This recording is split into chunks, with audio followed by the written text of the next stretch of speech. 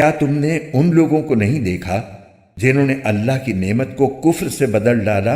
اور اپنی قوم کو تباہی کے گھر میں لا اتارا جس کا نام جہنم ہے، وہ اس میں جلیں گے اور وہ بہت برا ٹھکانہ ہے۔ اور انہوں نے اللہ کے ساتھ اس کی خدائی میں کچھ شریک بنا لیے تاکہ لوگوں کو اس کے راستے سے گمراہ کریں۔ ان سے کہو کہ تھوڑے سے مزے اڑا لو، کیونکہ آخر کار تمہیں جانا دوزخ ہی کی طرف ہے۔ میرے جو بندے ایمان لائے ہیں ان سے کہہ دو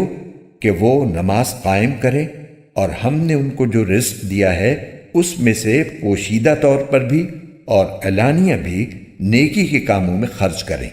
اور یہ کام اس دن کے آنے سے پہلے پہلے کر لیں جس میں نہ کوئی خرید و فروخت ہوگی نہ کوئی دوستی کام آئے گی۔ اللہ وہ ہے جس نے آسمانوں اور زمین کو پیدا کیا اور آسمان سے پانی برسایا، پھر اس کے ذریعے تمہارے رزق کے لیے پھل اگائے، اور کشتیوں کو تمہارے لیے رام کر دیا تاکہ وہ اس کے حکم سے سمندر میں چلیں، اور دریاؤں کو بھی تمہاری خدمت پر لگا دیا، اور تمہاری خاطر سورج اور چاند کو اس طرح کام پر لگایا کہ وہ مسلسل سفر میں ہیں، اور تمہاری خاطر رات اور دن کو بھی کام پر لگایا،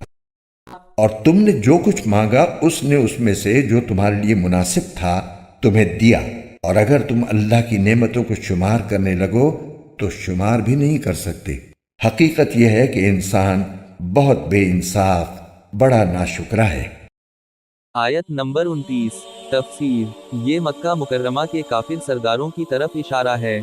جنہیں اللہ تعالیٰ نے طرح طرح کی نعمتوں سے نوازا تھا، لیکن انہوں نے ان نعمتوں کی ناشکری کی،